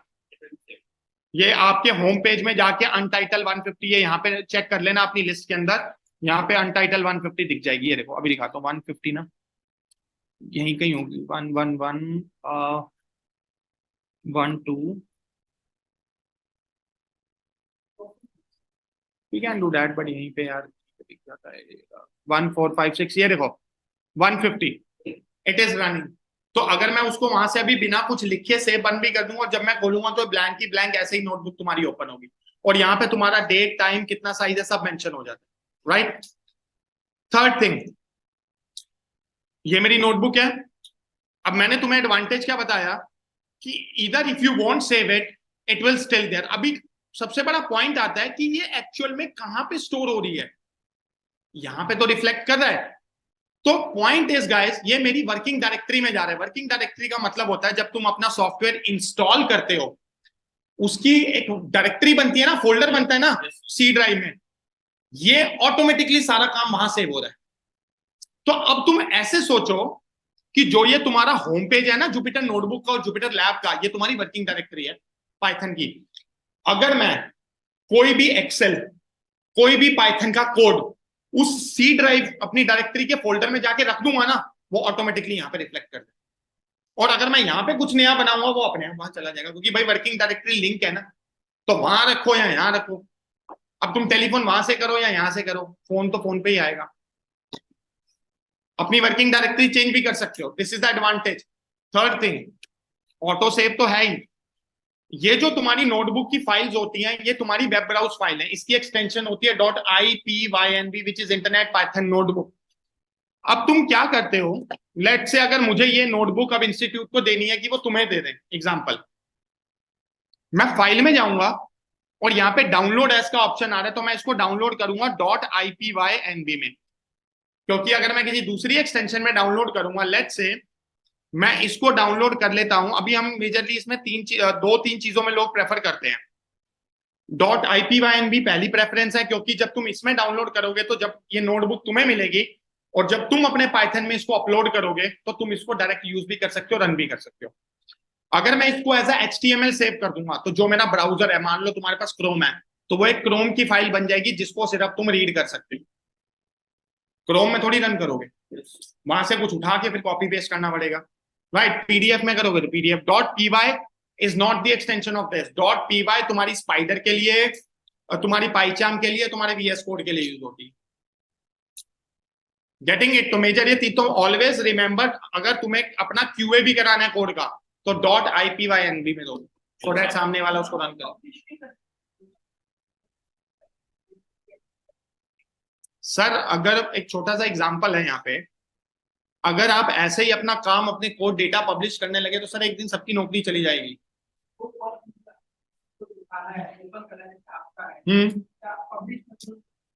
सर मैं डायरेक्टली ओपन पब्लिश नहीं कर सकता, आप अपनी कंपनी में कर सकते हो। अब जैसे फॉर एन एग्जांपल, मैं आपको एग्जांपल देता हूँ। मान लो मैंने HTML में आपको फाइल दी, आप HTML की फाइल खोलोगे आपके ब्राउजर पे खुल जाएगी, तो आप अभी विद इन अपनी ऑर्गेनाइजेशन शेयर कर सकते हो। आप वैसे वाला पब्लिश नहीं कर सकते इसको, it will be on your job. आपको पता है कई बार, मैं आपको एग्जांपल शेयर कर देता हूं, एक होता है इंटेंशनली, एक होता है अनइंटेंशनली। अनइंटेंशनली लोगों की सर जॉब चली गई है क्योंकि they were doing something on that और गलती से पोर्टल पे कुछ डेटा या कुछ कोड अपलोड हो गया।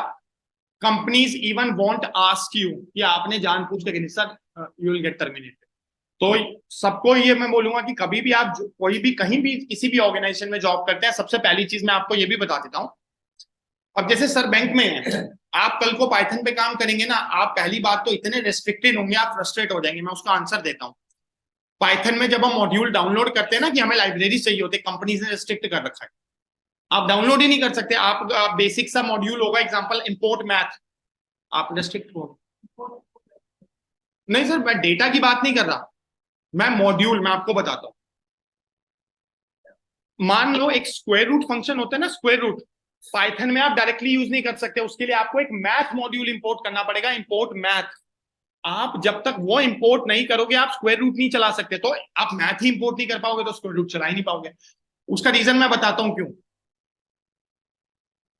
जो ये सारे मॉड्यूल पैकेज हम इंपोर्ट करते हैं या इंस्टॉल करते हैं, मान लो पांडास है, नंपाई है, जब ये पाइथन इंस्टॉल करोगे ना, वो स्टैंडर्ड लाइब्रेरी है, अपने आप आ जाएगी। लेकिन मान लो सीबॉर्न तुम्हारी स्टैंडर्ड लाइब्रेरी नहीं, अगर तुम्हें उसको यूज करना है तो पहले इंस्टॉल करना पड़ेगा। पाइथन में ही हम कमांड लिखते हैं पिप इंस्टॉल। वो क्या करेगा, वो जाके पाई मतलब मैं डेप्थ में चलो जाता हूं, क्या होता है, जो तुम पैकेजेस बनाते हो, जो हम बनाएंगे अपने मॉड्यूल बनाएंगे, पाई पे हम अपलोड करते हैं। आप लोग भी बना सकते हो कि पाइथन एक ओपन कम्युनिटी है, you can also add to that community. अभी कई बार ऐसा होता है, मान लो मैंने एक मॉड्यूल बनाया, उसमें वायरस डाल दिया, समझना बात को, जब तुम वो मॉड्यूल इंस्टॉल करोगे वो वायरस आ गया, हो गया काम। यहां से अब तुम्हारा जो भी, वो कुछ भी कर सकते हैं वायरस। मैं तो एक एग्जांपल दे रहा हूं, हो सकता है मान लो सिस्टम हैक कर ले, तुम्हारा कॉन्फिडेंस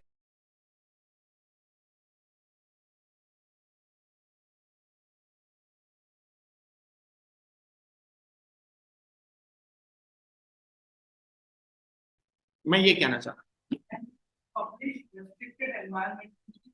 हाँ वो तो सर, वो तो आप कर सकते हो, वो तो बोलने वाली बात ही नहीं है। मतलब अगर आपको अपने किसी टीम को दूसरी टीम को प्रेजेंट करना है, वो तो आप वैसे भी कर सकते हो। अगर विद इन अ कंपनी की बात है, अगर तो ऑब्वियसली यू कैन, वो तो नोबडी इज स्टॉपिंग। अगर आप पब्लिश नहीं करोगे तो how you can present it. वो आउटडेटेड हो गया, स्पाइडर आपका आउटडेटेड हो गया। अगर अभी मैं स्पाइडर खोलूंगा, स्पाइडर पता है किसकी तरह है, स्पाइडर आपका पहली बात तो डेस्कटॉप एप्लीकेशन है, और वो ना आर की तरह है। आर है ना, आर, राइट? नहीं स्टैटिस्टिक्स नहीं भाई, उसका यूजर इंटरफेस हो, मतलब इधर लॉग भी, कंसोल भी, मतलब ऐसा नहीं है। आई हैव यूज्ड स्पाइडर, मैं दिखा देता हूँ। मतलब काइंड ऑफ आर की तरह ही लगा लो, आउटडेटेड हो गया अभी, नॉट पीपल कैन। और दूसरी चीज है उसमें, वो एक करके, और उसका जो आउटपुट का, जैसे अभी स्पाइडर में देखा था ना, अच्छा आउटपुट दिख रहा था, वो उसके अंदर तो इतना आउटपुट भी क्लियर नहीं होता। वो एक राइट में बॉटम में विंडोज आती है, आउटपुट विंडो, उसमें आउटपुट दिखता है। तो people are not using it. ऐसा मना नहीं करा कि आप मतलब यूज नहीं कर सकते, आप कर सकते हो, बट इट इज आउटडेटेड। ये देखो, ये है कौन से सिस्टम, जुपिटर होगा नोटबुक।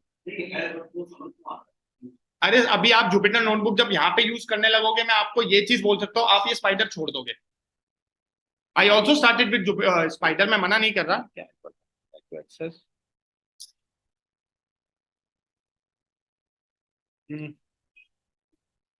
ये देखो, ये है स्पाइडर, ये रहा, this is how it looks like. ये देखो, यहाँ पे आउटपुट आता है, ये कंसोल है ना, कंसोल नीचे। अब जुपिटर में, अभी जो जुपिटर खोली थी हमने, उसमें आपको देन एंड देयर यहाँ पे आउटपुट दिख रहा है। क्या दिक्कत है, एरर भी है यहाँ पे क्या होता है, कहाँ गया स्पाइडर, ये रहा कर्नल। तो इसमें पीछे जो स्पाइडर है, कर्नल तो, ओ सॉरी, जो जुपिटर नोटबुक है, कर्नल तो उसमें भी है, बिना कर्नल के तो पाइथन, वो मैं सारा एक्सप्लेन करूंगा अभी नेक्स्ट क्लास में। तो इसमें आपको डायरेक्ट यहाँ पे ये पाइथन कंसोल, या आपको यहाँ पे हिस्ट्री दिख जाएगा, या ऐसे नेम टाइप। मतलब मुझे ऐसा लगता है कि वो, मतलब इन्होंने काफी हद तक जो इन्फॉर्मेशन है वो यहाँ पे डिस्प्ले कर दी, इस वजह से वो इसका जो विंडो का साइज है वो थोड़ा छोटा बड़ा टाइप से।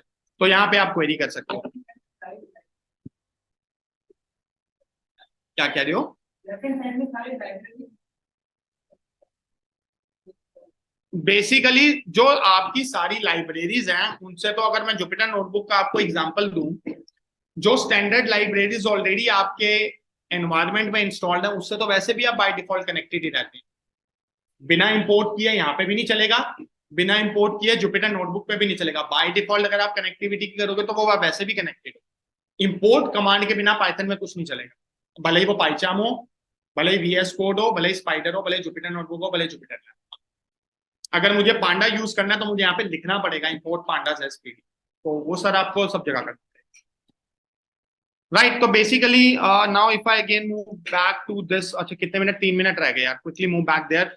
तो गाइज अभी ऐसा नहीं है कि ये पूरा टूल मैंने एंड टू एंड समझा दिया, couple of things are there, मैं एक दो चीजें और दिखा देता हूँ। मान लो ये मैंने कोड लिखा, इसको मुझे सेल को नीचे लाना है, तो ये एरो देख रहे हो, I bring it down.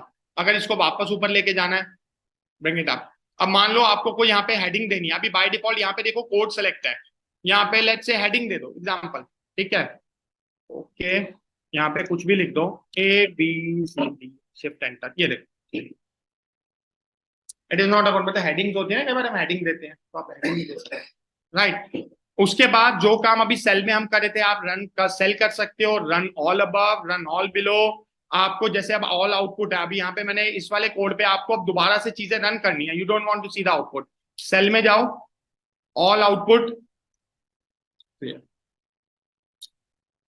Got the point. उसके बाद मैंने आपको जैसे फाइल में बताया, you can do download as, download option we have done. आपको कॉपी बनानी है, आपको नई नोटबुक खोलनी है, आप यहाँ से भी खोल सकते हो, आप अपने होम पेज से भी खोल सकते हो, यहाँ से आपको कुछ ओपन करना है आप ओपन कर सकते हो। एक लास्ट इंपॉर्टेंट चीज और बता देता हूँ आज के लिए, जब कभी भी आपको अपनी कोई फाइल्स को अपलोड करना, अब ये जो सारी तुम यहाँ पे नोटबुक की फाइल्स देख रहे हो, मैंने यहाँ पे अपलोड करी है, आपको क्या करना पड़ता है, अपलोड पे क्लिक करते हो, जहां कहीं भी आपने अपनी जुपिटर नोटबुक की फाइल रखी होगी एग्जांपल, उस पर क्लिक करोगे, ऐसे अपलोड पे क्लिक करोगे, वो वहां पे अपलोड हो जाएगी और यहाँ पे दिखने लगेगी।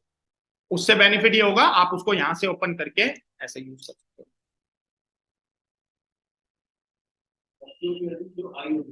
सॉरी, जो आपके पास पहले से रखी होंगी ना, नई बनाना चाहो तो नई यहाँ से बन जाएंगे, और जो पुरानी है उसको जैसे मैं दूंगा तो उनको आप अपलोड मार के अपने यहाँ पे रख देना, उसमें कोई चेंज मत करना, एक अपनी नई बना लेना, उसमें चेंज करते जाना, ठीक है। तो गाइज आई थिंक 159, एक काम करते हैं 5-6 मिनट, किसी को कोई भी अगर कोई और डाउट लगता है या कैसा आपको लगा सेशन, कुछ इंफॉर्मेटिव लगा नहीं लगा, you just let me know, I am happy to answer that. Very, very informative and eye-opening. Okay. Any other feedback? You think you can use that information or tell me. Or if you find something missing, आपको लगता है कि नहीं ये information missing थी, ये हमें नहीं मिली, tell me. I'll happy to answer that.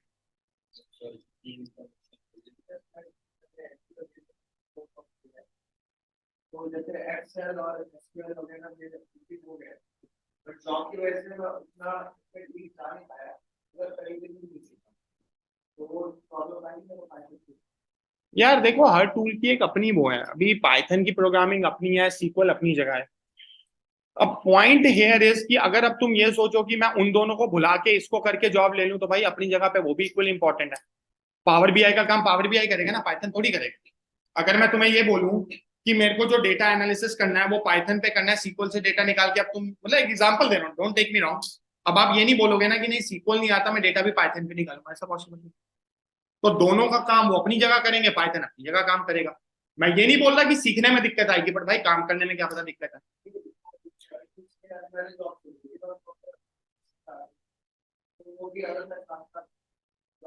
किस चीज को?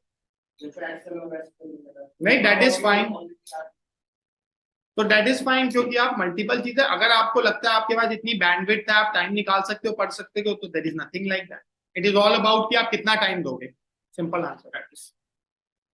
क्योंकि ये कोई थ्योरी नहीं है ना कि मैं आपको ये बोलूँ आखिरी वाले महीने में 4 क्वेश्चन दे दूंगा, वो आपका 20-20 नंबर के क्वेश्चन है तो रट्टा मार के लिखाना कि 40 नंबर ही चाहिए, तो वो काम तो है नहीं।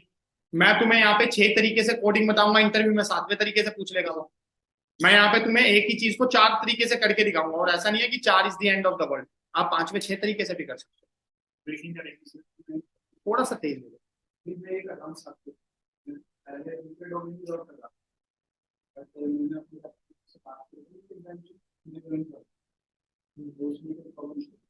इंटर्नशिप कहाँ पे, मतलब कोई दिक्कत नहीं, अच्छी बात है, आप तो रेलिवेंट मतलब डेटा एनालिसिस इंटर्नशिप, तो यही टूल्स आप इंप्लीमेंट करके आप उसको एज एक्सपीरियंस दिखा।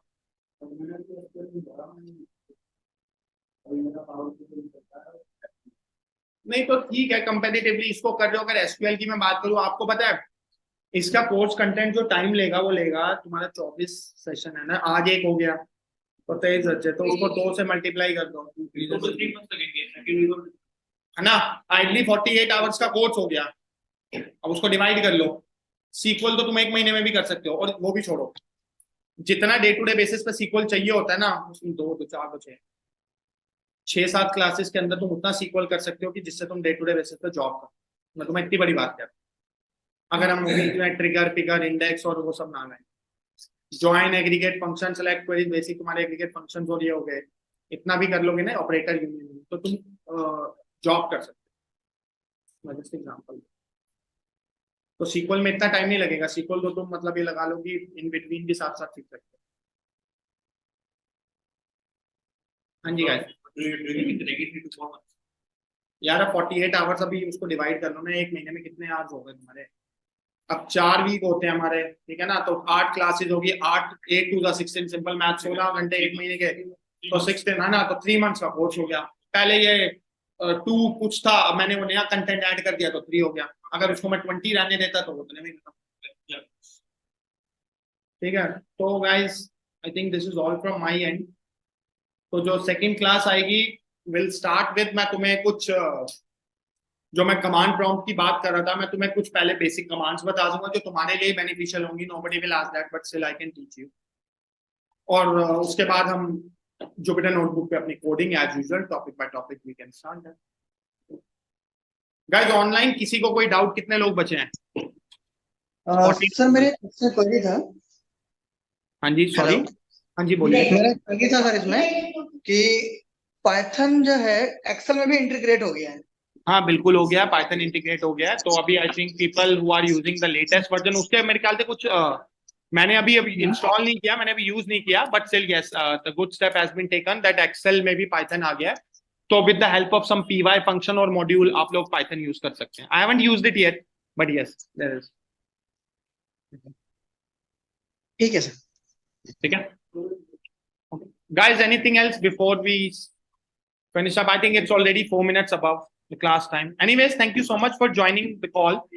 Nice interacting you all, and see you all next Saturday.